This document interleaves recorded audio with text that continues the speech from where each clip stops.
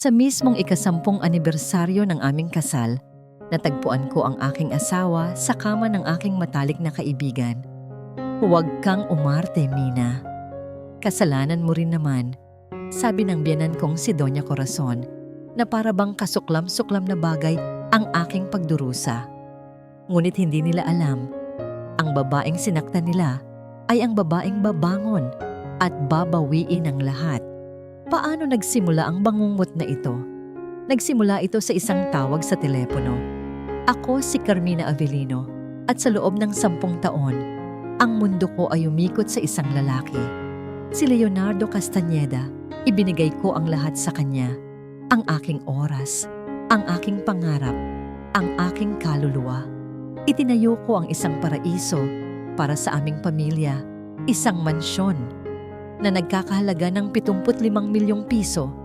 Bawat isang haligi ay testimonya ng aking dugot pawis. Ngunit sa isang iglap, ang paraisong itinayo ko ay gumuho at natagpuan ko ang aking sarili na nakatayo sa gitna ng mga wasak na piraso nito. Nagsimula ang lahat sa araw ng aming ika-10 anibersaryo. Hinahaplos ng ginintuang sinag ng dapit hapon ang malawak na kusina.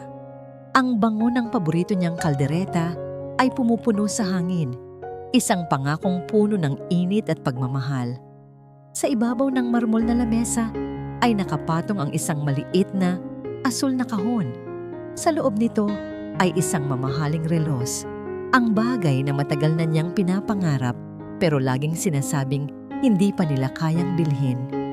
Isinantabi ko ang sarili kong mga luho sa loob ng 1 taon para lang maibigay ito sa kanya. Ito sana ang simbolo ng aming tagumpay, ng aming paglalakbay. Habang hinihintay ko siya, umaling-awngaw ang tunog ng telepono sa katahimikan ng mansyon. Agad kong sinagot. Ang ngiti ay hindi maalis sa aking mga labi. Leo, mahal? Malapit ka na ba? Mina. Look, I'm sorry. Malamig ang kanyang boses. Walang bakas ng pananabik na inaasahan ko. May bigla ang meeting sa opisina. Don't wait up for me. This is important. Bago pa ako makasagot, may narinig ako. Isang mahinang halakhak ng babae sa kabilang linya. Isang halakhak na pamilyar, malambing, at puno ng panunokso. Pagkatapos ay biglang naputol ang tawag. Ang nangiti sa aking mga labi ay unti-unting naglaho. Ang init na kanina'y bumabalot sa aking puso ay napalitan ng nanunuot na lamig. Isang pulong sa ganitong oras sa aming anibersaryo? At kaninong tawa iyon? Hayaan mo na ang anak ko, Mina. Napalingon ako. Nakatayo sa may pintuan ng kusina ang aking biyenan, si Doña Corazon. Suot ang kanyang karaniwang ekspresyon ng pagkamataas. Tiningnan niya ang hapagkainan na inihanda ko, ang mga kandila, ang mga bulaklak, at isang bahagyang ngisi ang gumuhit sa kanyang mga labi. Baka naman kailangan lang ni Leo ng mas masayang kausap. Dagdag niya, ang bawat salita ay tila isang karayom na tumutusok sa aking pagdududa. Masyado ka kasing seryoso sa trabaho at sa bahay na ito. A man has needs. Hindi ako umimik. Ang mga salita niya na sinadya upang maging payo ay tumagos sa akin na parang lason. Hindi ito payo. Ito ay isang kumpirmasyon, isang pangalan ng paulit-ulit na umalingaw-ngaw sa aking isipan, isang pangalan na ayokong paniwalaan. Roxanne, ang aking matalik na kaibigan, ang ninang ng aming anak na si Miguel. Hindi ko na alam kung paano ako nakarating sa aking sasakyan. Ang tanging alam ko lang ay kailangan kong patunayan na mali ako. Kailangan kong makita na nagkakamali lang ang aking isipan, na nilalamon lang ako ng walang basehang selos. Dinala ako ng aking mga paa, ng aking manhid na katawan, sa harap ng bahay ni Roxanne. Nagsimulang pumatak ang ambon. Maliliit na patak na dumadampi sa salamin ng kotse. Nakabukas ang mga ilaw sa kanyang silid-tulugan sa 2nd palapag. At hindi nakasara ang mga kurtina. Isang pagkakamali. Isang malaking pagkakamali na nagbigay daan sa akin upang masilayan ang tanawin mula sa impyerno. Doon sa liwanag na nagmumula sa lamparan nakita ko sila. Si Leo, ang aking asawa ay nakayakap kay Roxanne, ang aking kaibigan. Ang kanilang mga anino ay nagsasayaw sa dingding, isang sayaw ng pagkakanulo na dumurog sa bawat hibla ng aking pagkatao. Nakita ko ang paghalik ni Leo sa kanyang leeg, ang paraan ng pagsandal ni Roxanne sa kanya na puno ng pag-aari. Nabitawan ko ang asul na kahon na hawak ko. Bumagsak ito sa sahig ng kotse na halos walang tunog. Ngunit sa loob ng aking dibdib, may isang bagay na sumabog, mas malakas pa sa kulog. Walang lumabas na sigaw sa aking lalamunan. Walang luhang dumaloy mula sa aking mga mata. Mayroon lamang isang nakabibinging katahimikan. Ang ulan sa labas ay lumakas. Ang bawat patak ay tila isang malupit na paalala ng luhang hindi ko mailabas. Nakatitig lang ako, isang estatwa na gawa sa basag na pangarap. Ang lalaking pinangakuan kong mamahalin habang buhay. Ang babaeng pinagkatiwalaan ko ng aking mga sikreto. Sila ang dalawang taong sabay na tumarak ng punyal sa aking likod at ginawa nila ito sa pinakamasayang araw ng aming buhay. 10 taon. 10 taon ng aking buhay ang ibinigay ko sa kanila. Para lang ba sa wala ang lahat? Sa ilalim ng rumaragas ang ulan, sa loob ng malamig na sasakyan, isang tanong ang naiwan sa aking isipan. Isang tanong na magiging simula ng aking pinakamahabang laban. Paano ko sila haharapin? Hindi ko alam kung gaano ako katagal na nakaupo sa loob ng kotse, basang-basa sa ulan ang aking kaluluwa. Ang bawat patak na humahampas sa salamin ay tila bumabasag sa natitirang piraso ng aking puso. Nang sa wakas, ay nagkaroon ako ng lakas upang imaneho ang sasakyan pabalik. Ang mansyon na dati simbolo ng aking tagumpay ay tila isa na ngayong malamig na puntod. Pumasok ako sa loob. Tumutulo ang tubig mula sa aking damit patungo sa makintab na sahig. Ang inihanda kong hapunan ay naroon pa rin sa lamesa, malamig na at tila nangungutya. Hinubad ko ang aking basang sapatos at naglakad na parang isang multo patungo sa aming silid. Ilang sandali pa, narinig ko ang pagbukas ng pinto sa ibaba. Dumating na siya. Si Leo. Bumaba ako, ang bawat hakbang ay mabigat na tila may nakadagang tanikala sa aking mga paa. Naabutan ko siya sa sala, naghuhubad ng kanyang mamahaling coat, umaarteng pagod na pagod mula sa trabaho. "Mina, gising ka pa pala," sabi niya. Hindi man lang ako tinitingnan. "I told you not to wait up." Sobrang pagod ako. Hindi ako nagsalita.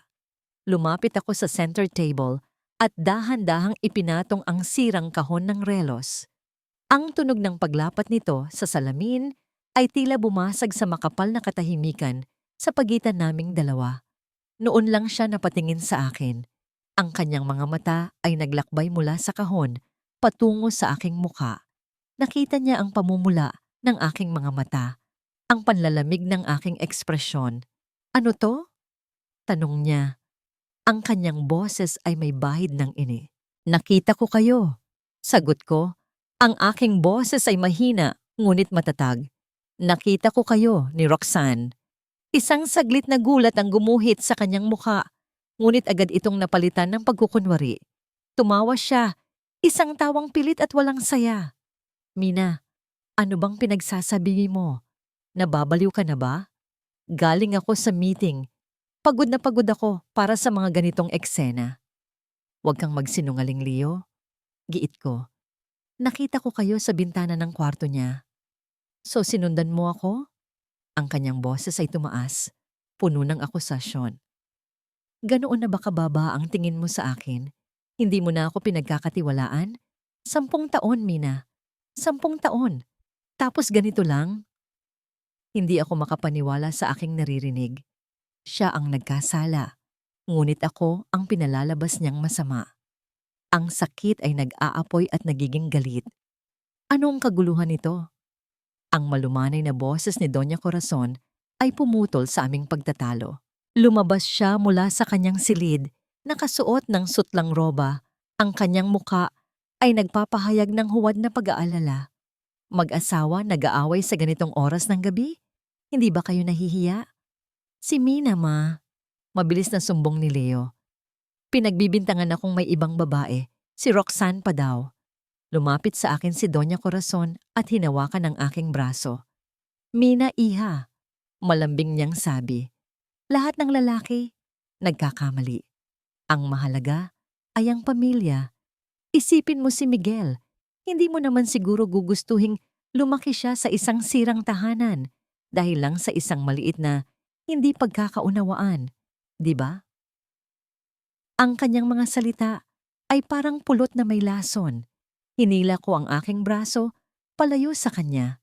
Hindi ito maliit na hindi pagkakaunawaan, Doña Corazon. Ito ay pagkakanulo. Ang maskara ng kabaitan sa mukha ng aking biyenan ay biglang naglaho. Ang kanyang mga mata ay naningkit, puno ng pagkasuklam. At sino ka para magsalita ng ganyan? Isang babaeng walang pinanggalingan na pinalad lang makapangasawa ng isang kastanyeda? Dapat nga ay may utang na loob ka pa sa amin. Masyado kang naging abala sa pagpapayaman, sa pagbili ng mansyon na ito, kaya napabayaan mo ang asawa mo. Ngayong naghahanap siya ng kalinga sa iba, ikaw pa ang may ganang magalit? Bawat salita niya ay isang sampal. Ang mansyon na ito, na binili ko gamit ang sarili kong pera bago pa kami ikasal. Ang mga gabing walang tulog para lang mabigyan sila ng magandang buhay. Lahat ay biglang nawalan ng halaga. Sa gitna ng aming pagtatalo, umalingaw-ngaw ang tunog ng telepono ni Leo. Nang tingnan niya ito, nakita ko ang pangalan sa screen. Roxanne. Isang bagay sa loob ko ang sumabog. Sinubukan kong agawin ang telepono mula sa kanya, ngunit mas mabilis siya. Ginamit niya ang kanyang lakas para itulak ako. Isang malakas na tulak na hindi ko inaasahan. Nawalan ako ng balanse at bumagsak sa sahig. Ang aking ulo ay bahagyang tumama sa gilid ng mesang gawa sa kahoy. Hindi malakas, ngunit sapat na para manlabo ang aking paningin. Ito ang unang beses na sinaktan niya ako. Sa aking pagkahilo, ang mga mata ko ay napako sa isang bagay sa dingding. Ang aming larawan nung araw ng aming kasal. Ang Leo sa larawan ay nakangiti. Ang mga matay nangungusap ng pagmamahal at mga pangarap. Sino ang lalaking kaharap ko ngayon? Saan napunta ang lalaking pinakasalan ko? Narinig ko ang pag-iyak ni Miguel mula sa itaas. Nagising siya dahil sa ingay. Mabilis na umakyat si Doña Corazon at bumaba na karga-karga ang aking anak. Ang aking munting anghel, na balot pa sa kanyang kumot, ay tumingin sa akin na may pagkalito sa kanyang mga mata. Tumayo ako, nanginginig. Ngunit ang tingin ko ay nasa aking anak lamang. Ngunit hinarangan ako ni Doña Corazon. Inilayo niya sa akin si Miguel at tiningnan ako ng malamig na parang yelo. Isipin mong mabuti, Mina, sabi niya. Ang kanyang boses ay mahina ngunit puno ng banta. Ang bahay na ito o ang anak mo? Ang mga salita ni Doña Corazon ay isang hatol ng kamatayan sa aking puso. Ang bahay o ang anak ko? Anong klaseng tanong yon? Anong klaseng demonyo ang magpapapili sa isang ina? Walang salitang lumabas sa aking bibig. Ang tanging nagawa ko ay umiling, habang ang mga luhang kanina ko pa pinipigilan ay nagsimulang bumuhos na parang agos mula sa sirang dam. Iyan din ang naisip ko, sabi ni Doña Corazon. Isang malamig na ngiti ang sumilay sa kanyang mga labi. Binalingan niya si Leo. Ihatid mo na si Miguel sa kwarto niya. Sumunod si Leo na parang isang tuta. Kinuha ang bata mula sa kanyang ina nang walang kahit isang salitang pagtutol. Ang huling nakita ko sa aking anak ay ang kanyang mga matang punon ng pagkalito. Nagtatanong kung bakit umiiyak ang kanyang ina. Ang gabing iyon ang pinakamahaba sa aking buhay. Hindi ako natulog. Umupo ako sa sahig ng aming silid. Nakasandal sa pader. Yakap ang aking mga tuhod. Ang bawat sulok ng kwartong ito na minsan kong inayos ng may pagmamahal ay tila sumisigaw ng pagkakanulo. Ang unang nakatabi ko Sa kama ay malamig. Ang buong mansyon ay nababalot sa isang nakabibinging katahimikan. Sa katahimikang yon, tinanggap ko ang katotohanan. Ang kasal ko, ang pamilyang pinangarap ko, ay patay na. Kinabukasan, hindi sinag ng araw ang gumising sa akin, kundi ang isang katok sa pinto. Pumasok si Doña Corazon. Kasunod ang isang lalaking naka-Amerikana at may dalang itim na portfolio. Mina, this is Attorney Salcedo. Pakilala niya na para bang isa lang itong ordinaryong umaga. May mga papeles lang siyang kailangan mong pirmahan para mapadali ang lahat. Inilatag ng abogado sa ibabaw ng lamesa ang isang makapal na pliego ng mga dokumento. Nakita ko ang mga salitang divorce petition at settlement agreement. Nanginginig ang aking mga kamay habang binabasa ko ang mga nilalaman. Hinihiling nilang isuko ko ang lahat ng karapatan ko sa mansyon at sa iba pang ari-arian kapalit ng isang bagay na dapat ay sa akin naman talaga, ang hindi nila paghabol sa kustodya ni Miguel. Pumirma ka na, Mina. Utos ni Doña Corazon. Huwag mo nang pahirapan ang lahat, lalo na ang bata. Nangihina akong napaupo. Ito na ba ang katapusan? Isusuko ko na lang ba ang lahat ng pinaghirapan ko dahil sa takot? Habang nag-iisip ako, pumasok ang aming kasambahay, si Aling Teresita, na may dalang isang baso ng tubig. Siya ang kasama ko mula pa noong nagsisimula pa lang ako, bago pa man dumating si Leo sa buhay ko. Nang ilapag niya ang baso, sinadya niyang idikit ang kanyang kamay sa akin. May isang bagay na malamig at matigas siyang ipinasok sa aking palad. Isang maliit na telepono. "Huwag kang pumirma, ma'am." Bulong niya. Ang kanyang boses ay halos hindi marinig. "May naipon po ako. Laban po tayo." Ang simpleng gesto na yon, ang kanyang katapatan, ang nagbigay sa akin ng lakas. Tumulo ang isang butil ng luha mula sa aking mata. Hindi dahil sa sakit, kundi dahil sa pasasalamat. Tiningnan ko ang abogado. Pagkatapos ay si Doña Corazon at umiling ako. "Hindi ako pipirma," sabi ko. Ang aking boses ay nanginginig ngunit buo. Ang mukha ni Doña Corazon ay nag-init sa galit. "Kung yan ang gusto mo." Sigaw niya ha. Tinawag niya ang mga gwardiya sa labas. Palabasin ang babaeng ito. Wala siyang pwedeng dalhin kundi ang dala niya sa katawan.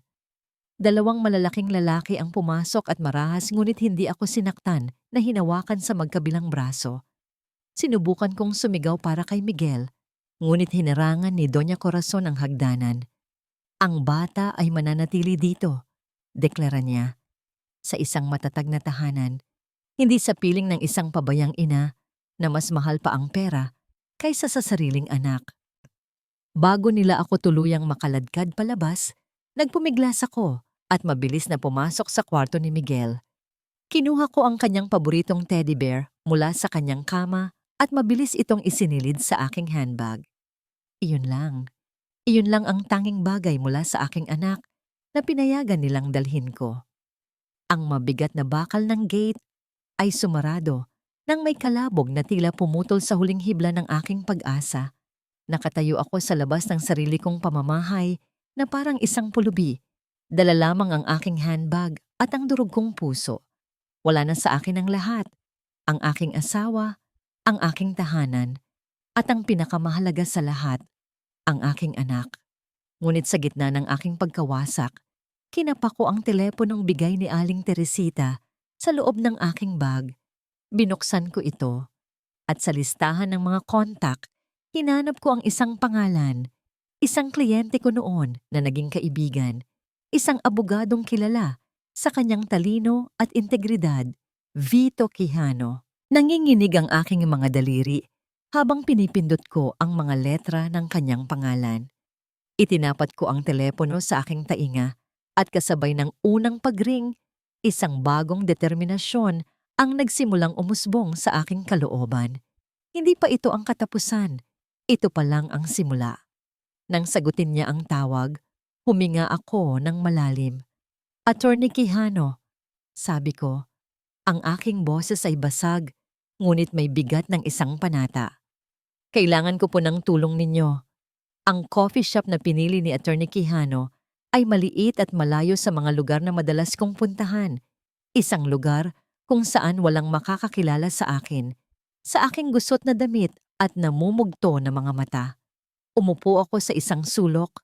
Yakap-yakap ang teddy bear ni Miguel sa loob ng aking bag, na para bang ito ang tanging bagay na nag-uugnay sa akin sa katinuan. Ang bawat ugong ng coffee machine, ang bawat mahinang tunog ng kutsarita na tumatama sa tasa ay nagpapatala sa aking pandinig at nagpaparamdam sa akin kung gaano ako kaisa at kaiba sa mundong ito. Maya-maya pa, pumasok si Vito Quijano. Sa kanyang matikas na barong at kalmadong presensya, tila dala niya ang isang aura ng kaayusan sa gitna ng aking magulong mundo. Hindi siya nagpakita ng anumang pagkagulat sa aking itsura. Sa halip, isang magalang na tango at isang maliit, nag-aalalang ngiti ang ibinigay niya sa akin. Miss Avelino, bati niya, umupo sa aking harapan. Salamat sa pagpunta mo. Attorney, salamat sa pagpapaunlak. Halos pabulong kong sagot. Nag-order siya ng kape para sa aming dalawa. Sa mga sandaling naghihintay kami, walang pilitan. Hinayaan niya lang akong huminga. Hinayaan niya akong maging ako sa aking kahinaan. Nang dumating ang kape, dahan-dahan niya itong inilapit sa akin. Okay lang, Mina, sabi niya. Ginamit ang aking unang pangalan sa unang pagkakataon. Magsimula ka kung saan mo gusto. Makikinig ako. Ang kanyang simpleng mga salita ay tila isang susi na nagbukas sa lahat ng sakit na kinimkim ko. Ikinuwento ko sa kanya ang lahat. Ang anibersaryo, ang pagtataksil ni Leo at Roxanne, ang mga masasakit na salita ni Doña Corazon, ang pagtulak sa akin ni Leo, ang paggamit nila kay Miguel bilang panakot, ang sapilitang pagpirma sa isang kasunduang hindi ko man lang naintindihan. Habang nagsasalita ako, hindi siya umimik. Nakikinig lang siya. Ang kanyang mga mata ay nakatuon sa akin. Puno ng propesyonal na simpatsya, ngunit walang paghuhusga. Nang matapos ako, ang luhang kanina pa namumuo ay tuluyan ng bumagsak. Inabutan niya ako ng isang panyo. Bago ko ito tanggapin, nasulyapan ko ang aking refleksyon sa salamin ng bintana ng coffee shop. Isang babaeng hindi ko na halos makilala. Isang estranghero na may bakas ng puyat at pagdurusa sa mukha. Dito ko napagtanto kung gaano kalaki ang pinsalang idinulot nila sa akin. Iyong settlement agreement, mahinahon niyang tanong. Nakuha mo ba kahit isang kopya? O kahit litrato man lang? Naalala ko. Sa gitna ng kaguluhan, bago ako kinaladkad palabas, nagawa kong kunan ng litrato gamit ang luma kong telepono, ang unang pahina ng dokumento.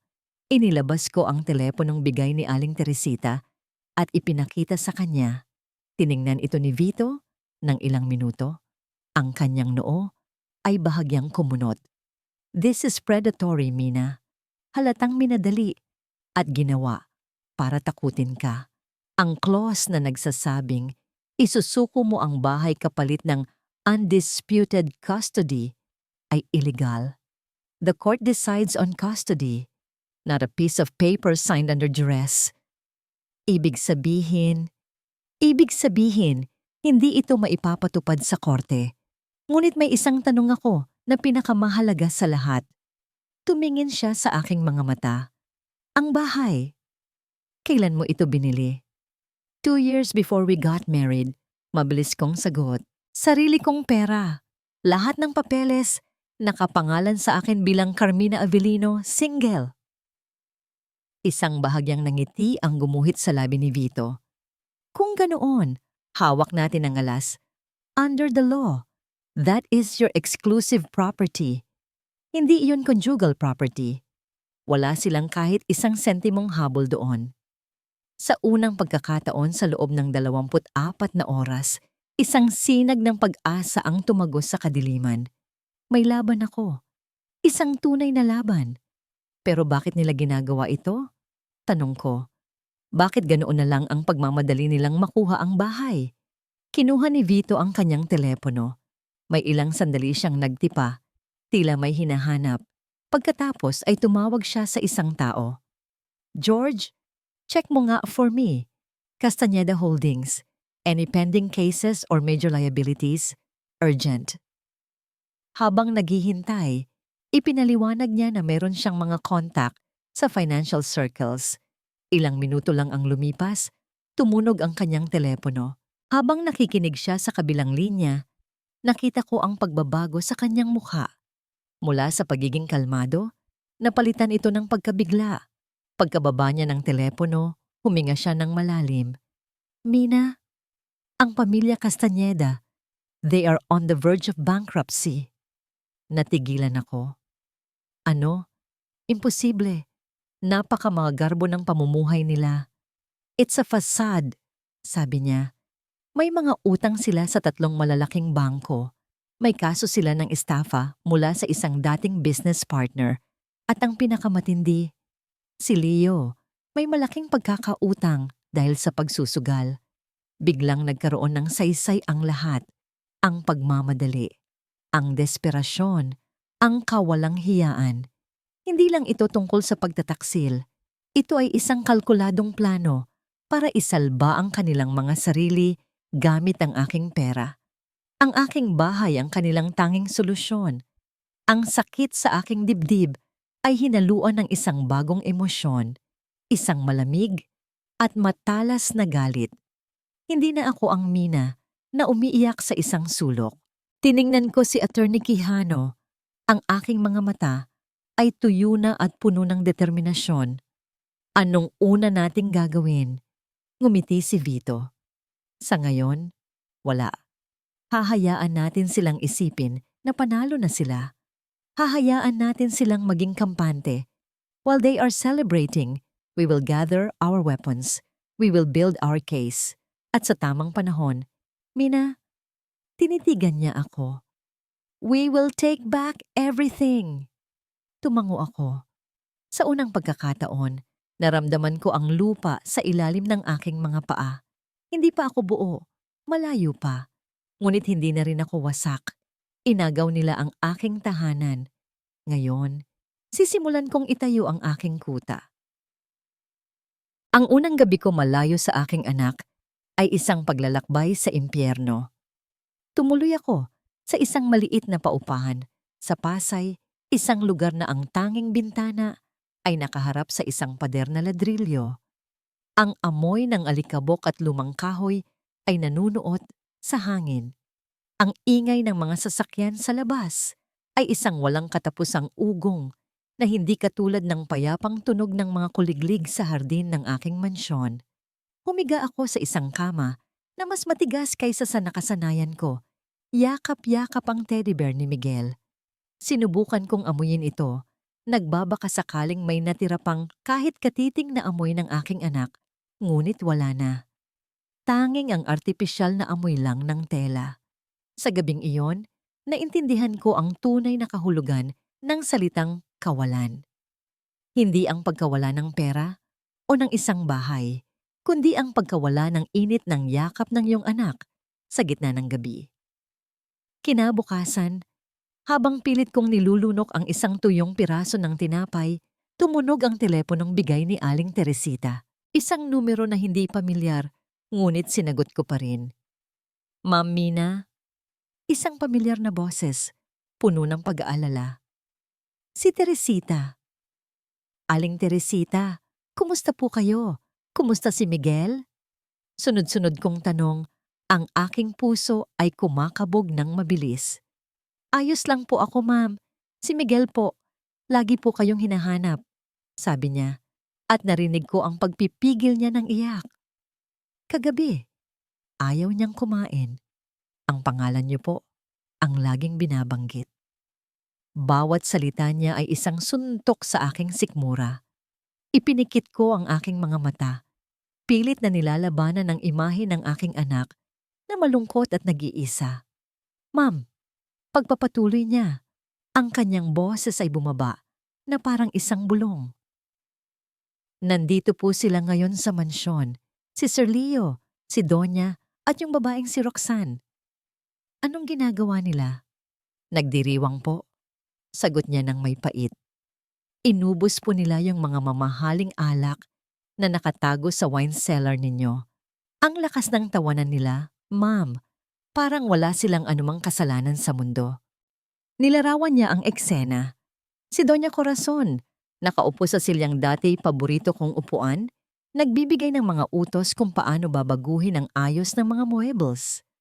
Si Leo, tumatawa sa bawat biro ni Roxanne na para bang wala siyang asawa at anak na sinaktan. At si Roxanne, naglalakad sa bawat sulok ng aking bahay na para bang siya ang reyna, hinahaplos ang mga porselana at mga painting na ako mismo ang pumili. At ma'am, nag-aalangan si Teresita. May masama pa po akong balita. Narinig ko po silang nag-uusap kanina. Ano yon, Aling Teresita? Sabihin niyo sa akin. Huminga siya ng malalim. Yung hardin po ninyo. Yung paborito ninyong hardin na kayo mismo ang nagtanim ng bawat rosas. Ipapasira po nila. Natigilan ako. Ang hardin na yon, ang munting santuwaryo ko. Ang lugar kung saan ko tinuruan si Miguel na magdilig ng mga halaman. Gagawin daw po nilang party deck. Halos pabulong na, sabi ni Teresita. Para daw po sa mga magiging pagtitipon nila. Isang malaking sementadong espasyo. Sa puntong yon, hindi na sakit ang naramdaman ko. Ito ay isang uri ng galit na hindi ko pa naramdaman kailanman. Isang malamig, tahimik, at nakamamatay na galit. Hindi na sila kontento na kunin ang aking bahay. Kailangan din nilang wasakin ang aking kaluluwa. Ang bawat alaala, ang bawat piraso ng pagkatao ko na iniwan ko sa lugar na yon. Salamat, Aling Teresita. Sabi ko, ang aking boses ay kalmado sa isang paraan na nakakatakot. Mag-iingat po kayo dyan. Pagkababa ko ng telepono, tumayo ako at tumingin sa aking refleksyon sa maliit at magasgas na salamin sa dingding. Ang babaeng nakatingin sa akin pabalik ay hindi na ang babaeng umiiyak kagabi. Ang kanyang mga mata ay hindi na puno ng luha, kundi ng apoy. Nang biglang tumunog ulit ang telepono, isang pamilyar na numero ang lumabas sa screen. Roxanne. Isang sandali akong nag-atubili. Ngunit pinindot ko ang sagot at inilagay ang telepono sa aking tainga. Hindi nagsasalita. Mina, I know you're there. Malambing ngunit puno ng laso ng kanyang boses. Tumawag lang ako para sabihin na, just sign the papers. Pinapahirapan mo lang ang sarili mo. We're already moving on. Hindi ka ba napapagod sa pagiging biktima? Ang kanyang mga salita ay sinadyang saktan ako. Ngunit sa halip, ito'y nagbigay ng huling piraso ng bakal na kailangan ng aking gulugod. Hindi ako napapagod, Roxanne. Sagot ko. Ang aking boses ay kasing lamig ng yelo. Sa katunayan, ngayon pa lang ako nagsisimula. Ibinaba ko ang tawag bago pa siya makasagot. Hinawakan ko ang teddy bear ni Miguel at hinagkan ito ng mahigpit. Hindi na ito laban para sa isang bahay. Ito ay laban para sa alaala ng aking anak. Ito ay laban para sa bawat patak ng pawis at luha na ibinuhos ko. Hindi sila mananalo. Hinding-hindi. Ang mga sumunod na araw ay isang pagsubok sa aking tatag sa tulong ng kaunting perang bigay ni Aling Teresita at sa natitira kong ipon na hindi alam ng mga Kastanyeda. Nakahanap ako ng paraan para mabuhay. Ang bawat umaga ay ginugol ko sa pakikipag-usap kay Attorney Quijano sa pagbuo ng aming kaso at sa paghahanap ng mga lumang dokumento na magpapatunay ng aking pagmamay-ari sa bahay. Ngunit ang pinakamahirap na laban ay hindi nangyayari sa loob ng opisina ng abogado. Ito ay nangyayari sa labas, sa mata ng publiko. Isang hapon, habang ako'y nasa isang grocery store at namimili ng ilang delata at isang maliit na supot ng bigas, narinig ko ang isang boses na halos nagpatigil sa pagtibok ng aking puso. Aba, look who's here! Ang Queen of Real Estate, namimili sa ganitong lugar? Paglingon ko, nakita ko si Doña Corazon, kasama ang isang babaeng hindi ko malilimutan, si Marites Imperial, ang matalik niyang kaibigan at ang reyna ng mga tsismosa sa aming komunidad. Nakatingin sila sa akin, mula ulo hanggang paa. Ang kanilang mga mata ay puno ng pagkutya sa aking simpleng damit at pagod na itsura. Ang mga taong nasa paligid ay nagsimulang magtinginan. Ang kanilang mga bulungan ay parang mga bubuyog na handang manuklaw. "O Marites, huwag kang maingay," sabi ni Doña Corazon, ngunit ang kanyang boses ay sadyang malakas para marinig ng lahat. Nagtitipid siguro si Mina. Alam mo na, kailangan niyang paghandaan ang bago niyang buhay, ang buhay na malayo sa mga Kastanyeda. Lumapit sa akin si Marites. Ang kanyang muka ay puno ng huwad. Huwad na awa. "Totoo ba ang narinig ko, Mina Iha? Iniwan mo raw ang mag-ama mo para lang sa pera? Grabe naman. Akala ko pa naman matino kang babae." Ang hangin sa paligid ko ay tila nawala. Nakatingin ako sa kanila, sa mga mapanuring mata ng mga ibang mamimili, at naramdaman ko ang paglamig ng aking mga kamay. Gusto kong sumigaw. Gusto kong isampal sa kanila ang katotohanan. Ngunit alam kong iyon ang gusto nilang mangyari. Ang gumawa ako ng eksena, ang magmukha akong desperada at baliw. Sa halip huminga ako ng malalim. Tinitigan ko ang isang lata ng sardinas sa aking harapan. Pinako ko ang aking tingin doon, na para bang iyon ang pinakamahalagang bagay sa mundo. Talaga namang ganyan ang mga babaeng gahaman. Pagpapatuloy ni Doña Corazon, walang pakialam sa pamilya.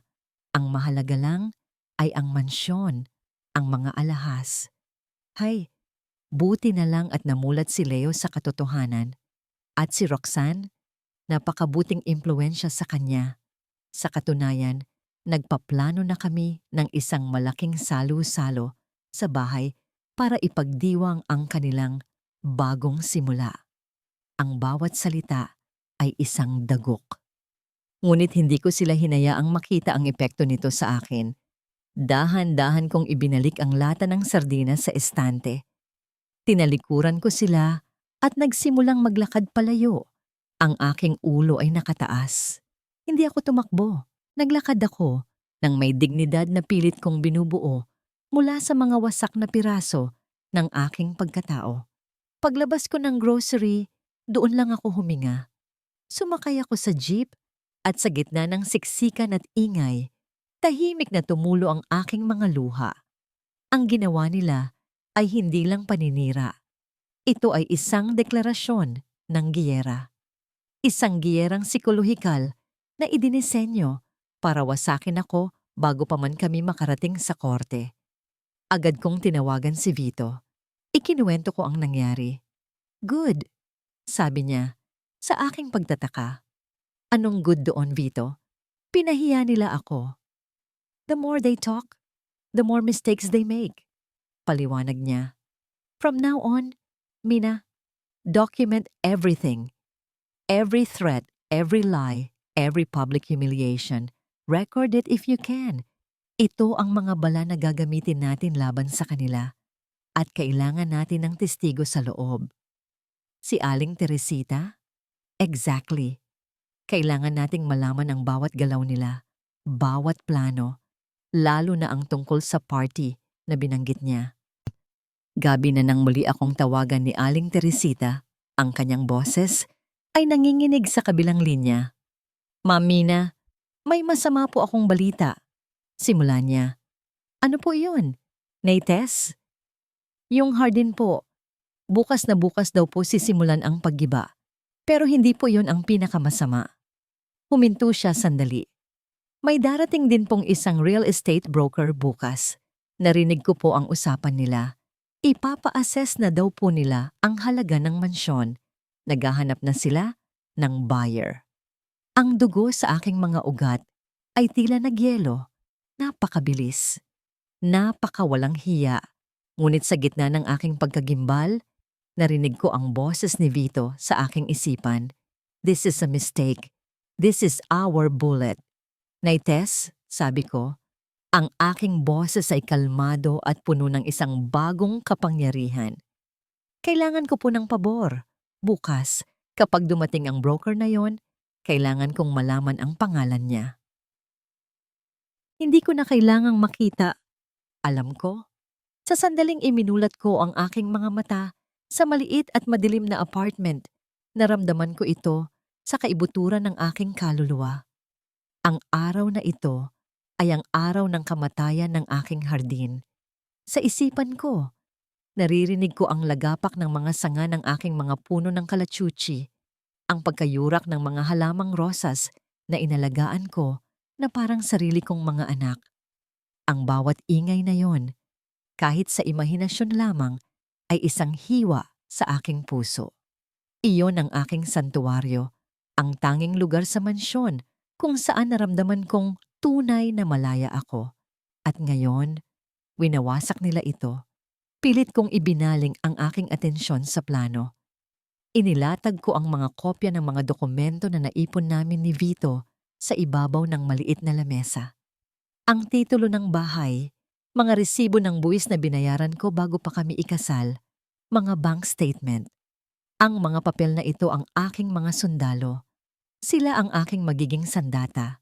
Bandang 10:00 ng umaga, tumawag si Aling Teresita. Ang kanyang boses ay nanginginig at puno ng pighati. Ma'am Mina, nandito na po sila. Halos pabulong niyang sabi. Yung mga trabahador, sinisimulan na po nilang tibagin ang pader ng hardin. Parang kinakatay po ang puso ko sa bawat martilyong pumapalo. Ipinikit ko ang aking mga mata. Hinawakan ko ang isang maliit na tuyong dahon na aksidenteng napasama sa aking bag nang huli akong mamasyal sa hardin. Alam ko po, Nay Tess, magpakatatag po kayo. Para sa akin, para kay Miguel. Opo, ma'am, sagot niya. Mas matatag na ngayon. Dumating na rin po pala yung sinasabi nilang broker. Napakakisig, ma'am. Mukhang galing sa isang malaking kumpanya. Sinalubong po siya ni Donya na parang isang hari. Anong pangalan niya, Nay Tess? Narinig niyo po ba? Ito na ang tanong na pinakahihintay ko. Opo, ma'am. Malinaw na malinaw po. Velasco. Ginoong Velasco daw po. Salamat, Nay Tess. Maraming salamat po. Mag-iingat po kayo. Huwag po kayong magpapahalata. Pagkababa ko ng telepono, agad kong tinawagan si Vito. Velasco. Ang pangalan ng broker ay Velasco. Okay. Good job, Mina. Kalmado niyang sagot. Give me an hour. I'll make some calls. Huwag kang gagawa ng kahit ano. Just stay put. Ang isang oras na yon ay tila isang kawalang hanggan. Naglakad-lakad ako sa loob ng masikip na silid. Ang bawat segundo ay parang isang patak ng asido sa aking balat. Ano na kaya ang nangyayari sa bahay? Naibenta na kaya nila? Paano kung huli na ang lahat? Nang sa wakas ay tumawag pabalik si Vito, ang kanyang boses ay may bagong bigat. Mina, I have news. And it's both good and bad. Unahin mo na ang masama, sabi ko. Inihahanda ang aking sarili. The bad news is, this Mr. Velasco is the real deal. He's one of the top brokers from a very reputable firm. Hindi siya basta-basta. Kapag siya ang nagbenta, mabilis ang proseso. Ang pag-asa sa aking dibdib ay bahagyang nanghina. And the good news? Ang good news, sabi ni Vito, at narinig ko ang isang bahagyang ngiti sa kanyang boses, ay dahil galing siya sa isang reputable firm, he values his license more than anything. I checked his background. Malinis siya. Which means one thing, he is being deceived. Hindi niya alam ang totoong sitwasyon. Ang alam lang niya ay nagbebenta siya para sa Mr. and Mrs. Castañeda. Isang malamig na galit ang gumapang sa aking mga ugat. Ginamit nila ang pangalan ko. Ginamit nila ang aming kasal para gawing lehitimo ang kanilang pagnanakaw. So anong gagawin natin? Tanong ko. We will use his professionalism against them. Paliwanag ni Vito, hindi natin siya kokontakin bilang abogado mo. That will raise alarms. Instead, I will contact him as a representative of an interested buyer. Natigilan ako sa kanyang plano. Isang buyer? Exactly. Isang anonymous at napakayamang kliyente na gustong bilhin ang bahay ng cash at mabilisan. An offer they can't resist. Kapag kumagat sila, hihilingin natin ng isang pulong para pag-usapan ang mga detalye.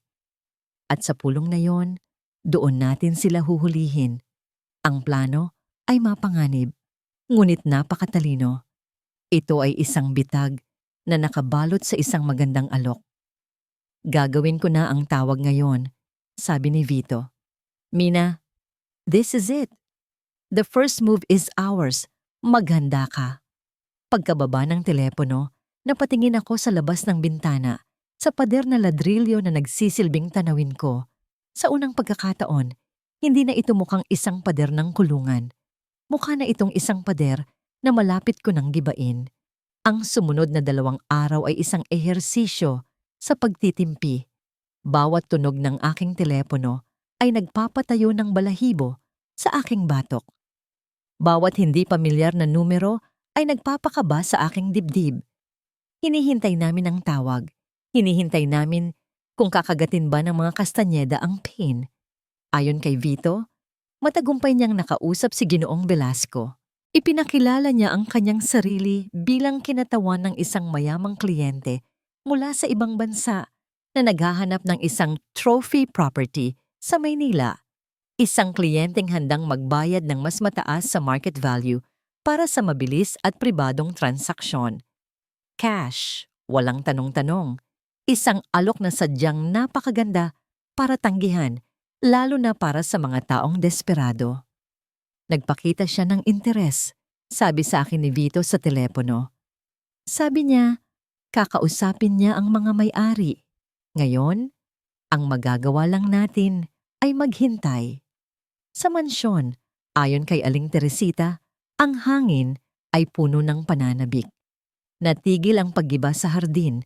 Ang atensyon ng lahat ay nakatuon sa posibleng pagbebenta. Narinig niya si Doña Corazon na tumatawa habang kausap si Leo sa telepono. Sinasabing, malapit na anak. Ang lahat ng problema natin ay malapit nang matapos. Si Roxane naman ay abala sa pagtingin ng mga litrato ng mga destinasyon sa Europa sa internet. Nagpaplano na siya ng isang mahabang bakasyon, isang selebrasyon ng kanilang tagumpay. Ang kanilang kayabangan ay halos masusuka ako. Ang hindi nila alam, ang inaakala nilang barko na sasagip sa kanila ay ang mismong barkong maglulubog sa kanila sa kailaliman. Isang gabi, habang kumakain ako ng lugaw sa aking maliit na apartment, tumawag si Aling Teresita. Ang kanyang boses ay may halong pag-aalala at kaba. Mamina, si Miguel po. Agad akong napaupo ng tuwid. Anong nangyari sa kanya? Naites?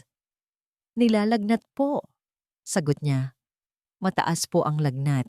Kanina pa po siya walang ganang kumain at iyak ng iyak. Ang pangalan niyo po ang laging hinahanap. Sabi po ni Donya, trangkaso lang daw po yan at pinainom lang ng gamot. Pero mukhang hindi po bumababa ang lagnat. Ang puso ko ay tila piniga.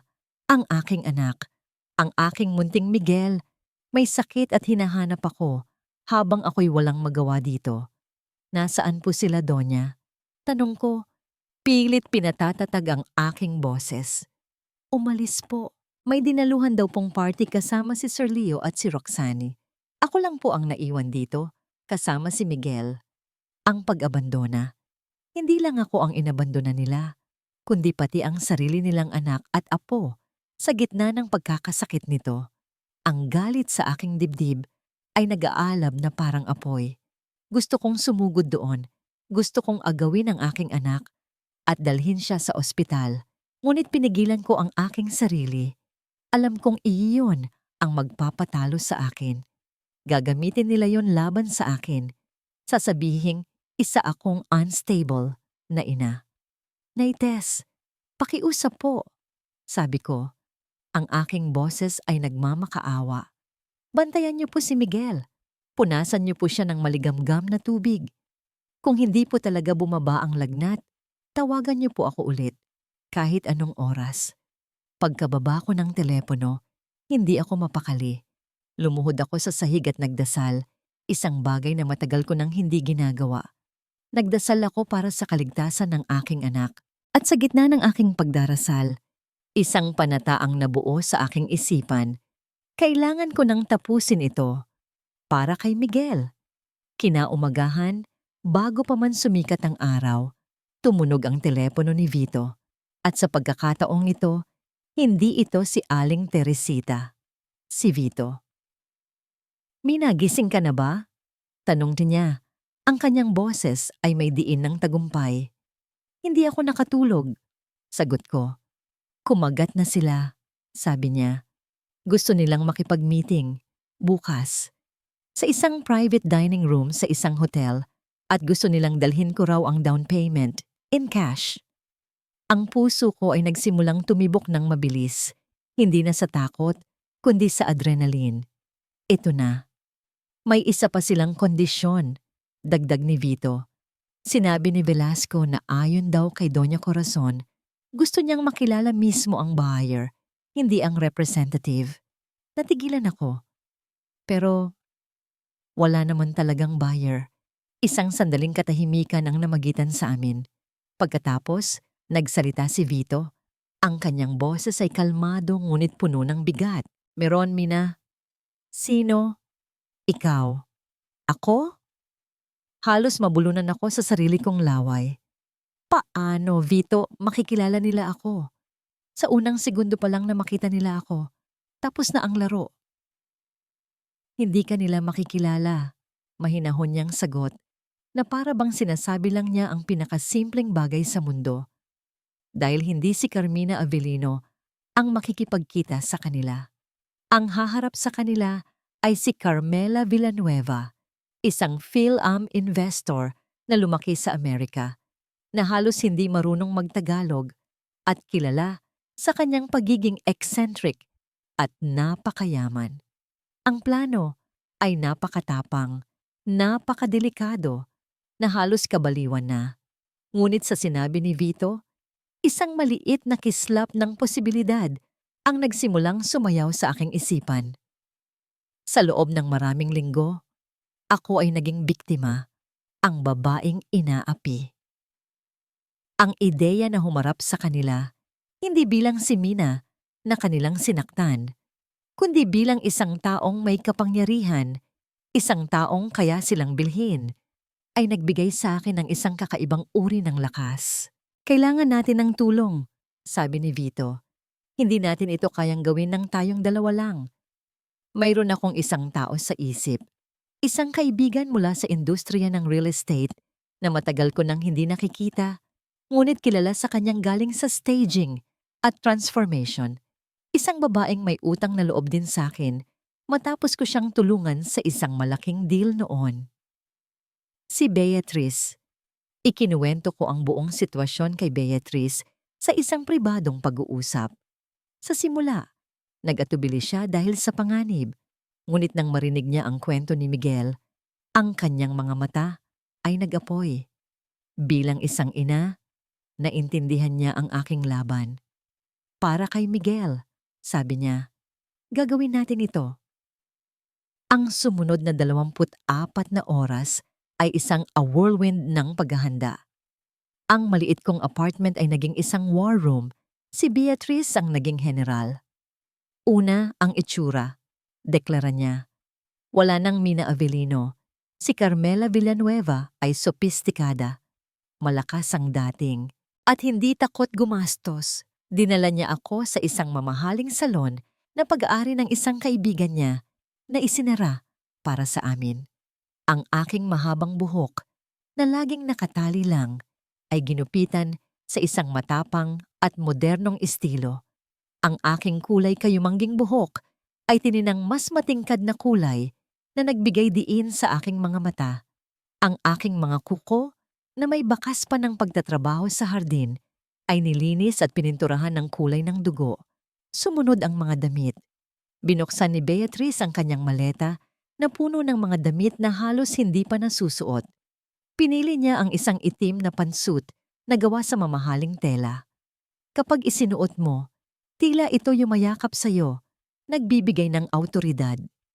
Ipinasuot niya sa akin ang isang pares ng stiletto heels na napakataas na halos hindi ako makalakad at isang pares ng malalaking itim na salamin. Ang postura, sabi niya habang pinapanood akong maglakad. Ituwid mo ang iyong likod. Ang bawat hakbang mo ay dapat nagsasabing, pag-aari ko ang lugar na ito. Ang iyong tingin dapat malamig at mapanuri. Habang nagaganap ang pisikal na pagbabago, si Vito naman ang naghahanda sa aking mental na sandata. Huwag kang magsasalita ng Tagalog, paulit-ulit niyang paalala. Kahit anong mangyari, kung kausapin ka nila, sagutin mo sila sa Ingles na may kaunting American accent. Kung hindi mo kaya, hayaan mo akong sumagot para sa'yo. Ako ang iyong legal counsel. Tandaan mo, ikaw ang may control. Sila ang nangangailangan sa'yo, hindi ikaw ang nangangailangan sa kanila. Nag-ensayo kami, paulit-ulit. Tinuruan niya ako ng mga terminolohiya sa negosyo, kung paano magtanong ng mga matatalas na katanungan tungkol sa property. Tinuruan niya akong maging kalmado sa ilalim ng pressure. Ang pinakamahirap na bahagi ay ang pagkontrol sa aking emosyon. Paano ko haharapin si Leo, ang lalaking minahal ko, nang hindi nagpapakita ng kahit anong sakit? Paano ko titingnan si Doña Corazon, ang babaeng sumira sa aking pamilya, nang walang galit? Isipin mo si Miguel, sabi sa akin ni Vito, nang makita niya ang aking pag-aalinlangan. Sa bawat segundo na kaharap mo sila, isipin mo ang lagnat niya. Isipin mo ang pag-iyak niya. Gawin mong gasolina ang sakit na yan. This is not revenge, Mina. This is justice. Gabi bago ang meeting, tumawag ulit si Aling Teresita. Ma'am, mabuti na po ang pakiramdam ni Miguel. Bumaba na po ang lagnat. Hinahanap ka pa rin po niya, pero hindi na siya umiiyak. Ang balitang yon, ang huling piraso ng kalasag na kailangan ko. Nang gabing iyon, tumingin ako sa salamin. Ang babaeng nakatingin sa akin pabalik ay hindi na si Mina Avellino, ang biktima. Ang buhok, ang damit, ang postura, lahat ay iba na. Ngunit ang pinakamalaking pagbabago ay nasa kanyang mga mata. Wala na ang takot. Napalitan ito ng isang matigas at hindi matinag na determinasyon. Handa na ako. Si Carmela Villanueva ay handa na para sa kanyang pagpasok. Ang private dining room ng hotel ay nababalot sa isang marangyang katahimikan. Ang amoy ng mamahaling leather at lemon polish ay nangingibabaw sa hangin. Sa gitna ng silid ay isang mahabang mesa na gawa sa mahogany, nakahanda para sa isang piging o isang hatol. Pumasok kami ni Vito. Ako, bilang si Carmela Villanueva, ay naglakad ng may kumpiyansa na hindi ko alam na taglay ko pala. Ang bawat tapik ng aking stiletto sa sahig na gawa sa marmol ay tila isang anunsyo. Nakaupo ako sa kabisera ng mesa habang si Vito ay tumayo sa aking likuran. Ang kanyang presensya ay tahimik, ngunit puno ng awtoridad. Ilang sandali pa, bumukas ang pinto. Pumasok sila. Si Doña Corazon ang nanguna. Suot ang kanyang pinakamahal na damit. Ang kanyang muka ay pilit na pinapakita ang isang ngiti ng kasakiman. Sa kanyang likuran ay si Leo, na tila hindi mapakali sa kanyang suot na suit. At sa huli, si Roxanne, na nakakapit sa braso ni Leo na para bang siya na ang may-ari nito. Ang kanyang mga mata ay nagniningning sa pag-asam. Sa kanilang likuran ay si Ginoong Velasco, ang broker, na mukhang propesyonal at walang kamalay-malay sa bitag na kanyang pinasok. Huminto sila nang makita ako. Nakita ko ang isang mabilis na pagtatasa sa kanilang mga mata. Sinuri nila ang aking damit, ang aking buhok, ang aking postura, at nakita ko sa kanilang mukha ang kasiyahan. Sa kanilang isipan, ako ang perpektong biktima. Isang mayamang dayuhan na walang alam sa tunay na halaga ng ari-arian. Good afternoon, bati ni Ginoong Velasco. Miss Villanueva, allow me to introduce the owners, Mr. and Mrs. Castañeda, and their family consultant, Miss Villar. Hindi ko inalis ang aking salamin. Tumingin ako sa kanila. Isa-isa, hinayaan kong manatili ang aking tingin kay Leo ng isang segundo na mas matagal. Nakita ko siyang bahagyang umiwas ng tingin. Good afternoon, sabi ko. Ang aking boses ay mas malalim at may bahagyang accent, isang boses na hindi akin, ngunit sa sandaling iyon ay naging aking sandata. So, sabi ni Doña Corazon, hindi na makapaghintay. Let's get down to business, shall we? We are very busy people. Ngumiti ako, isang nangiting hindi umabot sa aking mga mata. Of course, my counsel will handle the details. Si Vito ang nagsalita. Inilatag niya sa mesa ang isang itim na briefcase. Binuksan niya ito para ipakita ang laman, mga bundle ng dolyar, malinis at nakatali. Hindi ito ang kabuang bayad, ngunit sapat na para maglaway sila. Ang mga mata ni Doña Corazon at Roxanne ay nanlaki. Maging si Leo ay hindi napigilang mapalunok.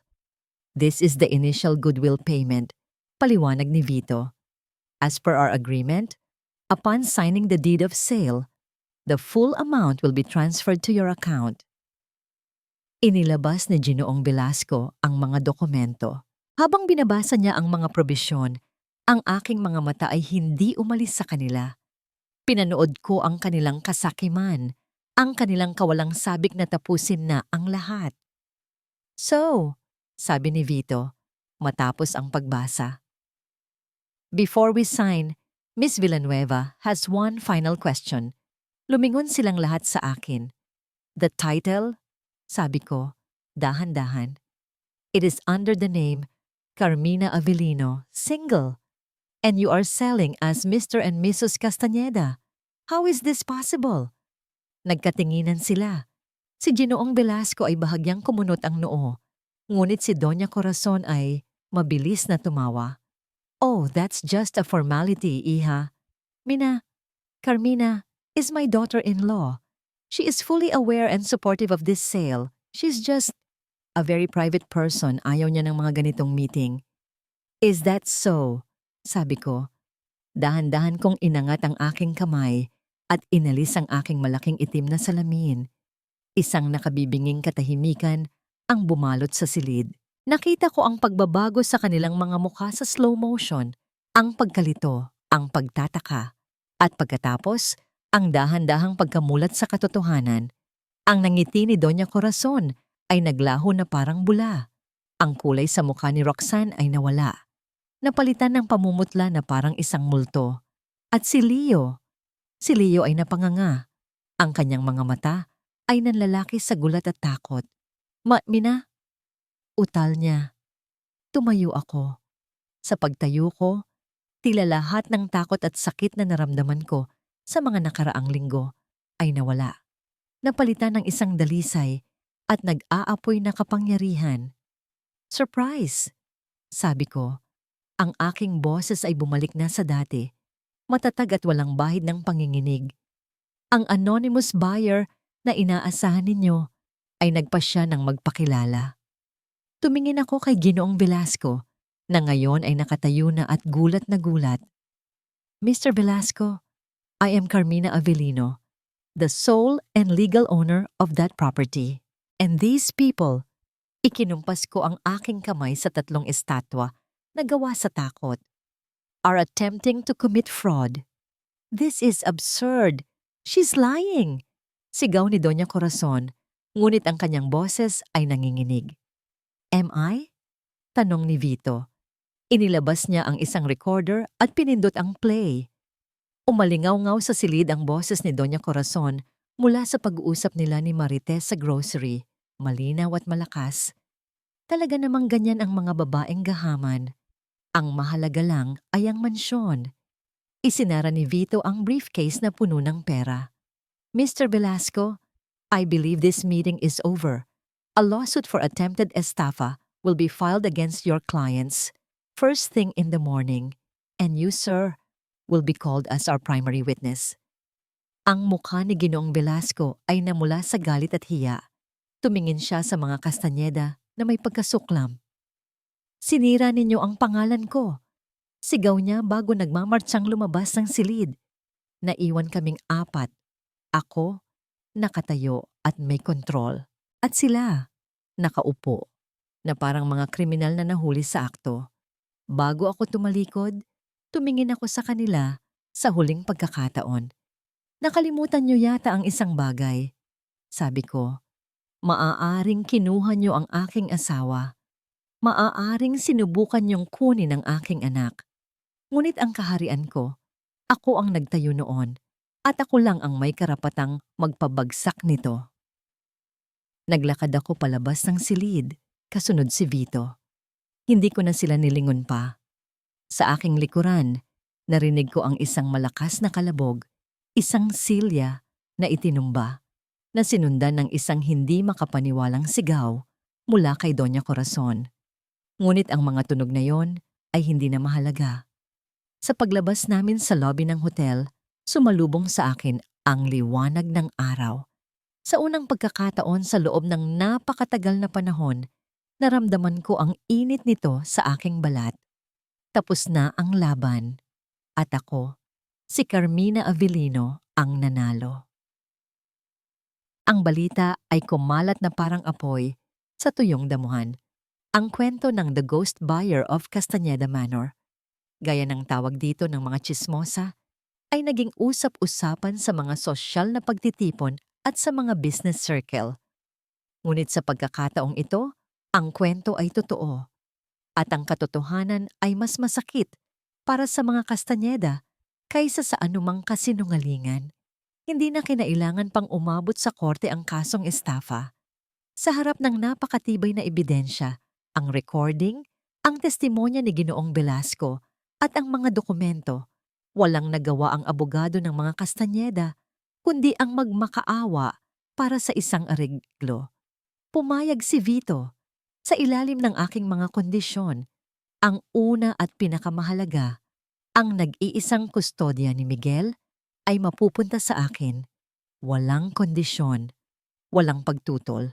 Si Leo ay binigyan ng limitadong visitation rights sa ilalim ng mahigpit na superbisyon, isang bagay na halos hindi niya ginamit. Ang ikalawa, isang formal at pampublikong paghingi ng tawad mula kay Doña Corazon at Leo para sa paninirang puri na kanilang ikinalat. Ito ay inilathala sa isang maliit na seksyon ng isang pahayagan. Para sa isang babaeng nabubuhay para sa kanyang reputasyon, ang pag-amin sa kasalanan sa harap ng publiko ay isang parusang mas masahol pa sa pagkakakulong.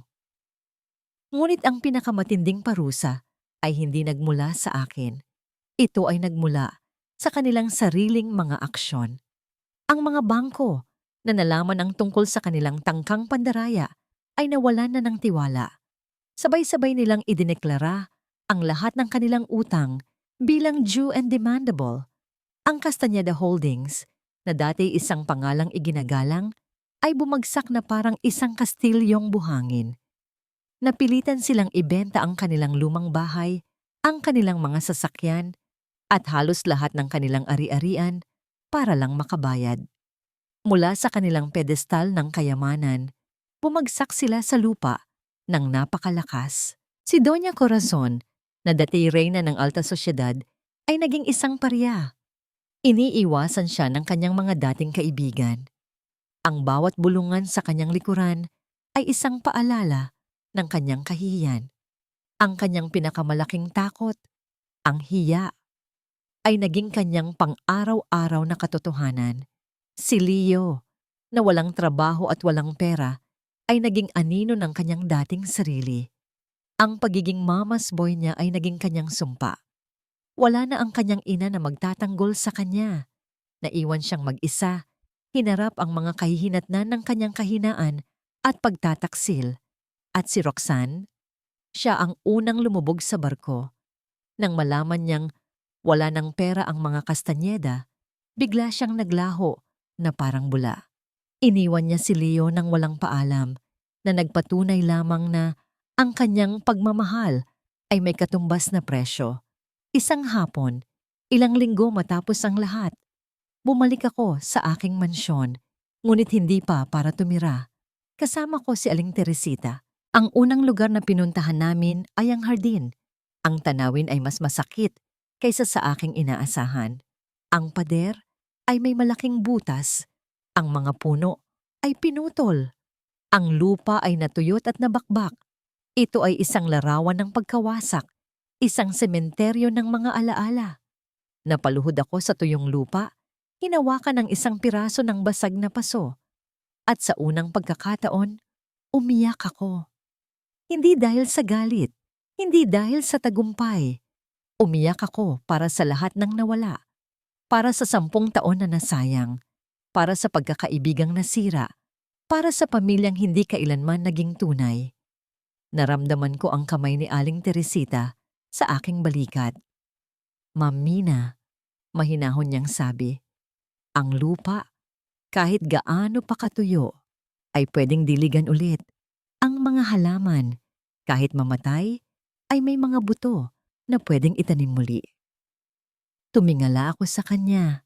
Ang aking mukha ay basang-basa ng luha. Ngumiti siya.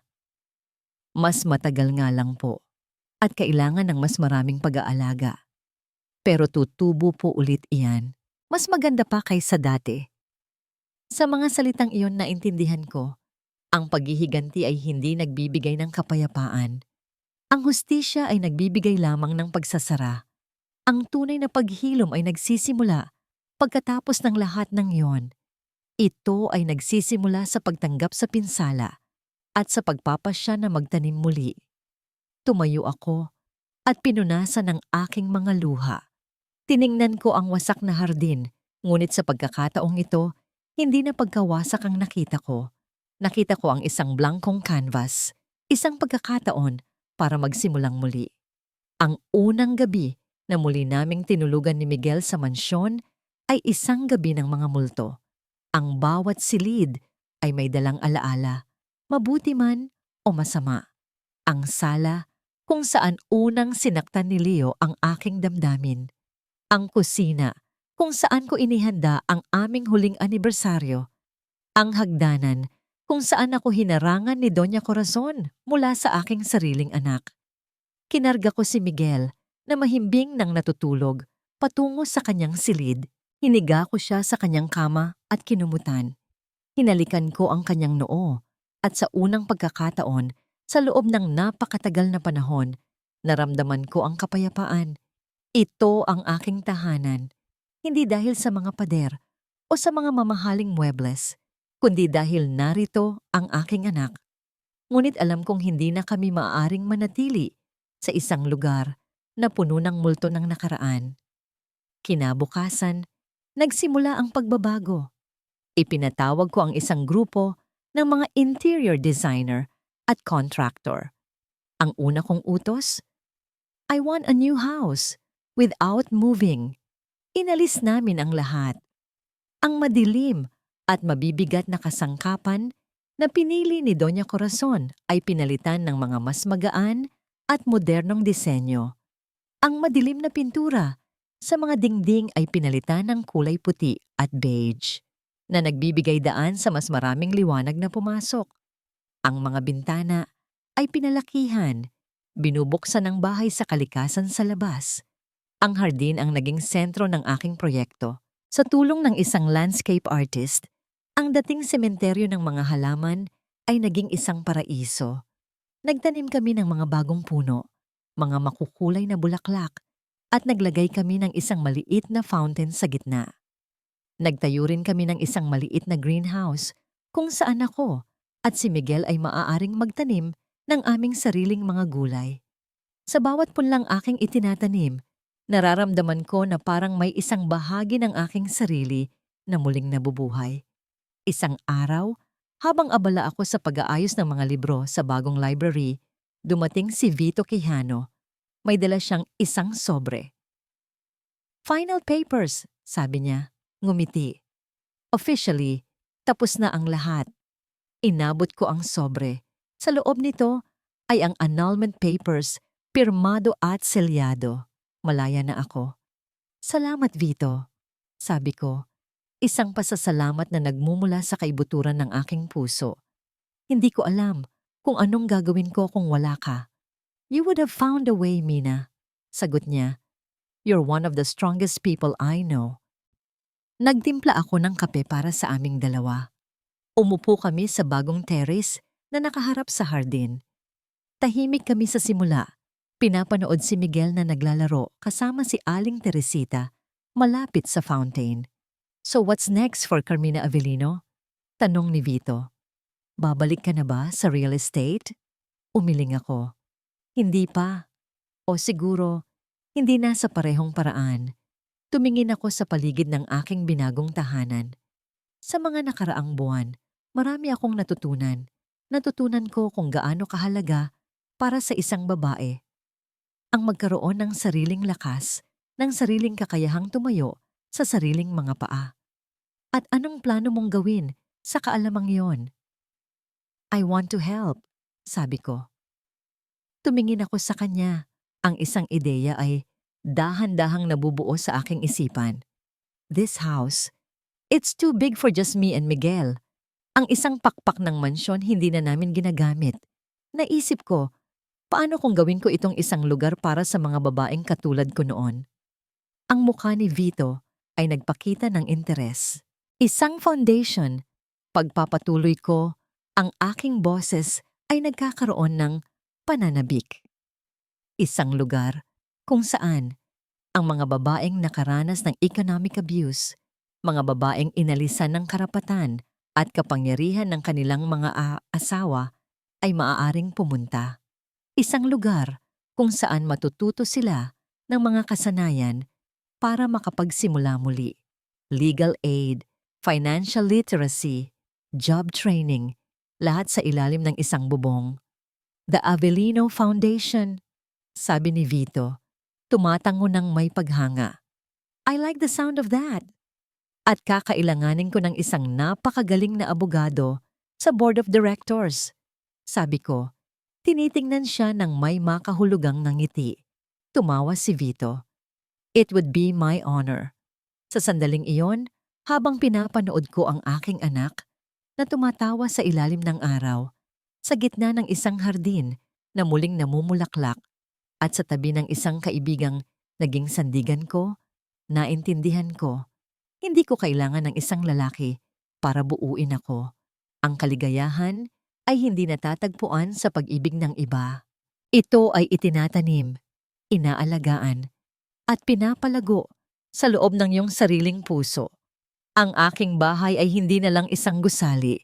Ito ay naging isang tahanan at hindi lang para sa akin, kundi para sa marami pang iba na darating. 5 taon na ang lumipas. Nakatayo ako sa terrace ng aking tahanan. Hawak ang isang mainit na tasa ng kape. Ang hangin ng umaga ay sariwa. Dala ang amoy ng mga bulaklak ng rosal at ang mamasa-masang lupa mula sa aking hardin. Ang hardin, ito na ngayon ang puso ng aming tahanan. Puno ito ng buhay, mga paru-paro na sumasayaw sa ere, mga ibon na umaawit sa mga sanga ng puno ng mangga, at ang masayang tawanan ng mga bata. Mula sa aking kinatatayuan, tanaw ko si Miguel, na ngayon ay isa ng binatang 12 taong gulang. Tinuturuan niya ang isang mas batang bata, isa sa mga anak ng mga babaeng tinutulungan ng Avellino Foundation, kung paano magtanim ng buto ng kamatis sa aming greenhouse. Ang aking anak, na minsan ay naging sentro ng isang masakit na laban, ay lumaking isang mabuti at mapagmahal na bata. Malayo sa anino ng kasakiman na minsan ay nagbanta sa kanyang kinabukasan. Ang isang pakpak ng mansyon ay hindi na tahimik. Ito na ngayon ay isang abalang sentro ng pag-asa. May mga silid-aralan kung saan natututo ng bagong kasanayan ang mga kababaihan. May isang maliit na opisina kung saan si Vito at ang kanyang mga batang abogado ay nagbibigay ng libreng legal na payo. May isang palaruan kung saan ang mga bata ay maaring maging bata muli ligtas at walang takot. Tinanong ako minsan ng isang reporter kung napatawad ko na ba sila. Si Leo, si Doña Corazon, si Roxanne. Ang tanong na yon ay matagal kong pinag-isipan. Ang pagpapatawad ba ay nangangahulugang paglimot sa sakit? Hindi. Ang pagpapatawad para sa akin ay ang pagpili na huwag nang hayaan ang sakit na yon na kontrolin ang aking buhay. Hindi ko na sila iniisip. Narinig ko mula sa mga lumang kakilala na si Doña Corazon ay namumuhay ng simple sa probinsya, malayo sa kislap ng Maynila na minsan niyang sinamba. Si Leo, pagkatapos ng ilang taong paglibot-libot sa iba't ibang trabaho, ay sinubukang makipag-ugnayan ulit kay Miguel. Pinayagan ko dahil karapatan ng aking anak na makilala ang kanyang ama. Ngunit ang ugnayan nila ay mananatiling may distansya, isang paalala ng mga sugat na, kahit naghilom na, ay nag-iwan pa rin ng peklat. Si Roxanne, wala nang nakarinig sa kanya. Naglaho siyang parang isang masamang panaginip. Napatawad ko na ba sila? Siguro. O siguro, mas tamang sabihin na pinalaya ko na ang aking sarili mula sa kanila. Ang kanilang mga multo ay hindi na naglalakad sa mga pasilyo ng aking tahanan. Inilapag ko ang aking tasa ng kape at lumapit sa rehas ng terrace. Ang araw ay sumisikat. Ang mga sinag nito ay nagbibigay liwanag sa bawat sulok ng hardin.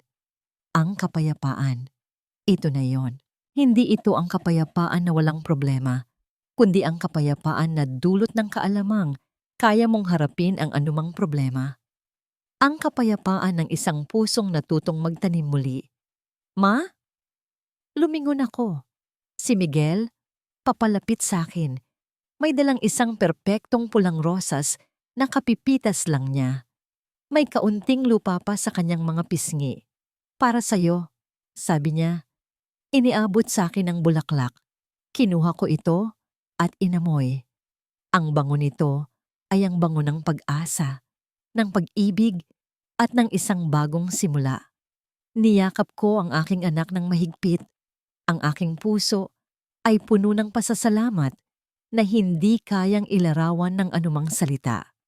Dito, sa gitna ng aking hardin, sa piling ng aking anak, sa tahanang itinayo ko, hindi lang mula sa semento at bakal, kundi mula sa katatagan at pag-ibig. Dito ko natagpuan ang lahat. Hindi ko na kailangan pang maghanap. Ako ay nasa bahay na.